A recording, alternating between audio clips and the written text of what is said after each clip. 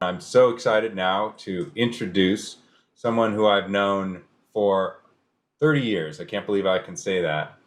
Peter Schwartz, the Senior Vice President of Strategy and Planning at Salesforce, and also one of the world's leading futurists who's been thinking deeply about the issues related to the pandemic and all of the other, accelerating trends of the past 4 or 5 months. So please welcome to the Signal stage, Peter Schwartz. Hello, Procter and Gamble. I'm Peter Schwartz, and I'm delighted to be with you today in virtual form. I wish I could be with you physically, and I look forward to that time when I can come back to Cincinnati and we have another Signal in Cincinnati, and I can be with you all in a real way. But today, what I want to do is to share with you some thinking we've been doing at Salesforce about the future. Not surprisingly, we've been doing some scenario planning. Now, I've been doing scenario planning since 1972 at Stanford Research Institute, where I started my career as a futurist. And we were doing mission planning for the space shuttle. That's how far I go back. And this is the most uncertain I have ever seen in my entire career. And I've been through wars, financial crises, oil crises, terrorist crises, nothing like this. This pandemic has created greater uncertainty than we've ever seen before. And you'll notice that this is version 6 of our scenarios because we're constantly updating things as we learn, as some of the uncertainties are beginning to be resolved, and perhaps even new ones begin to open up.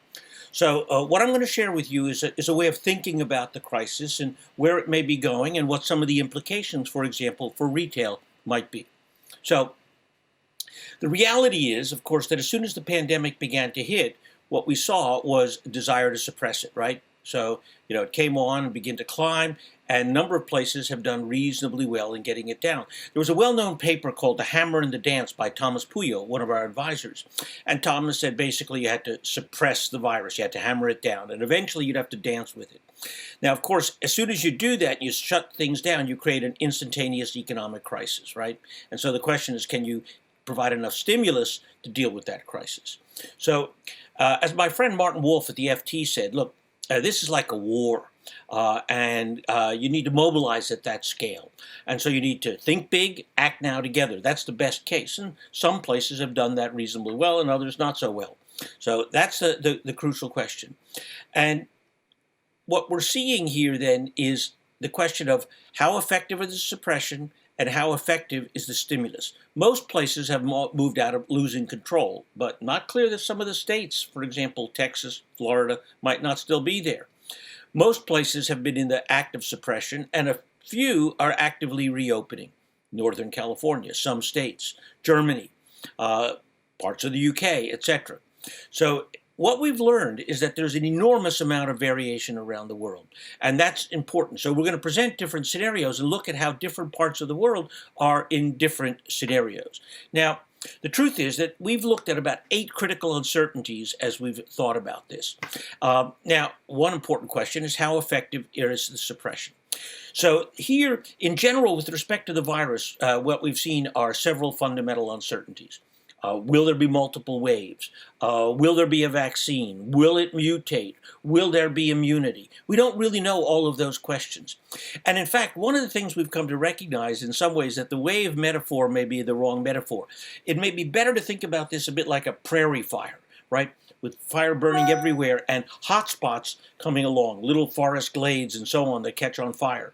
You think about that as a metaphor.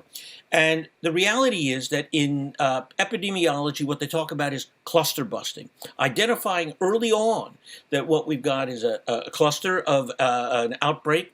You get testing done very quickly, tracing, and then isolation, TTI.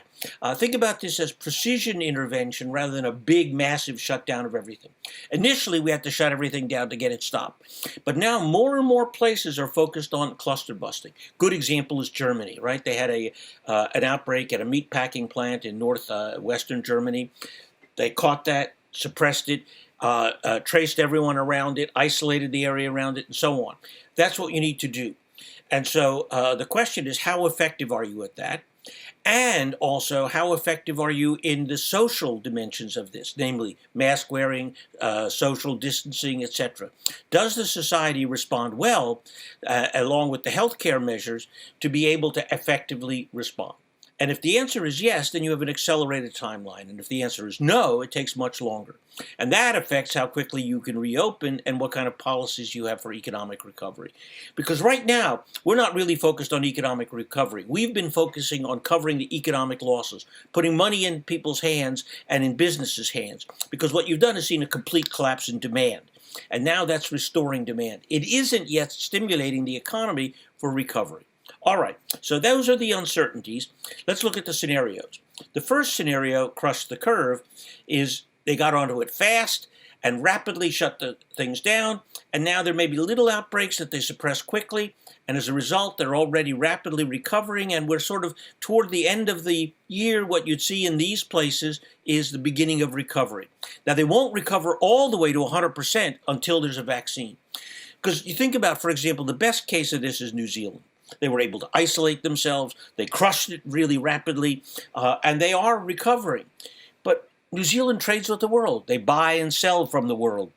And until the rest of the world recovers, they're not going to recover all the way. So until there's a vaccine, the rest of us won't come back either. So those places that are in scenario one and crush the curve will come back, say, end of this year, but not all the way.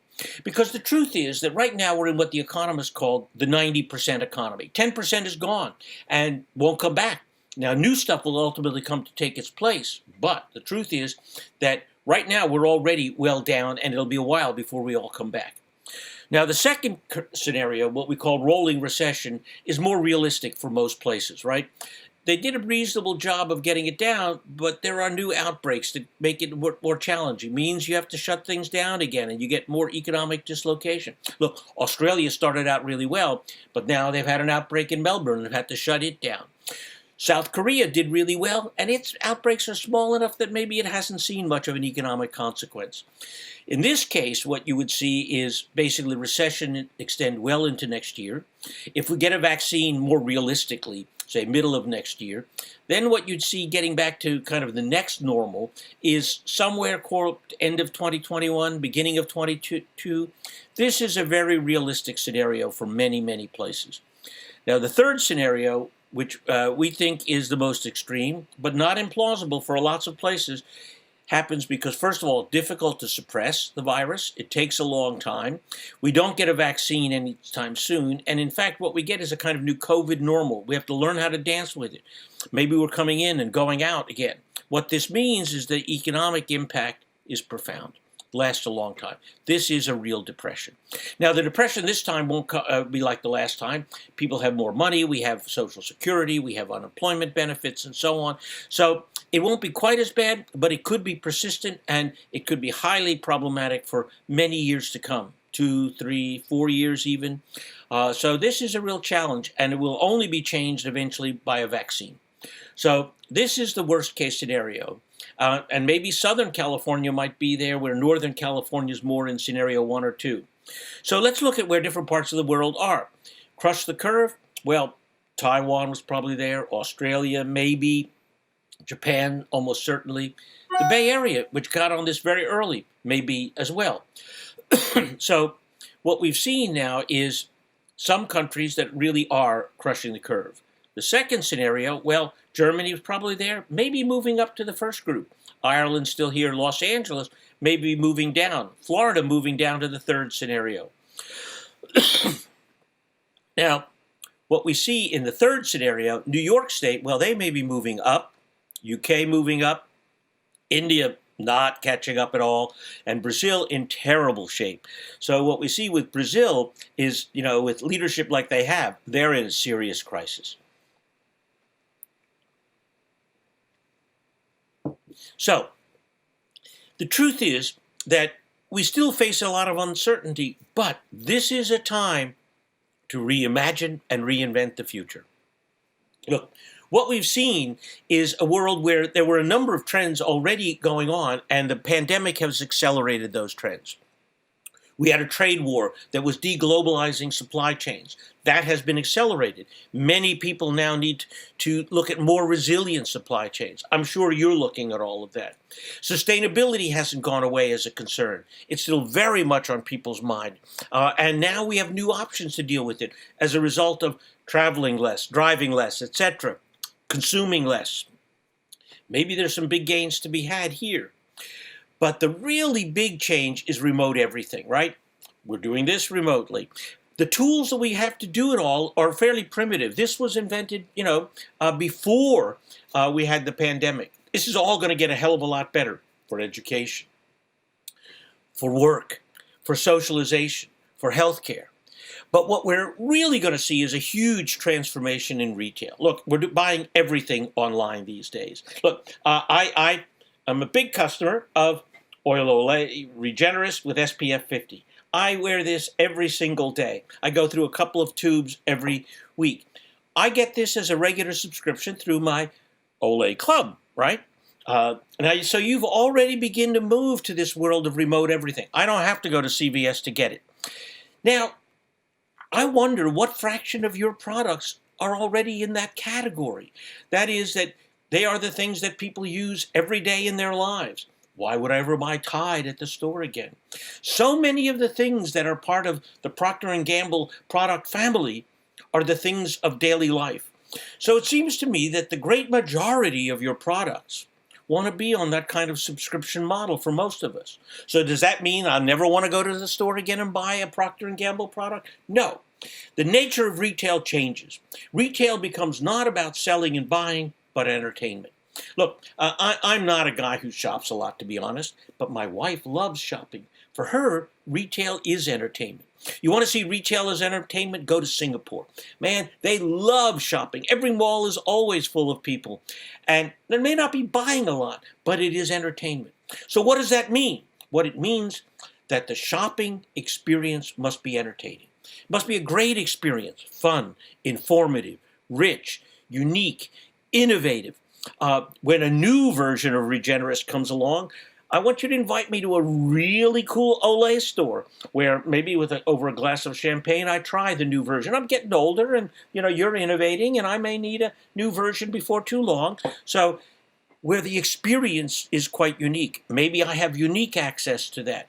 I can do some of that already online, but maybe there are unique experiences that you can create with retailers or on your own that create the reason for me to want to go shopping again, to come to the store. My wife will still do it occasionally, but I can tell you, she's going to buy more and more of this online and less at the store.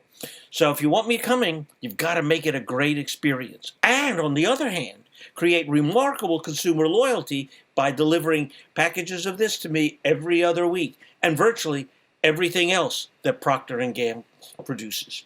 So that's some of what I'm thinking about the future of retail. I think that's one of the sectors that will change the most from the pandemic. And the longer the pandemic goes, the more consequential that change will be. Well, I'm very optimistic about our ability to reimagine, to reinvent the future. And I look forward to the day when I can see all of you again. Thank you very much, and bye-bye.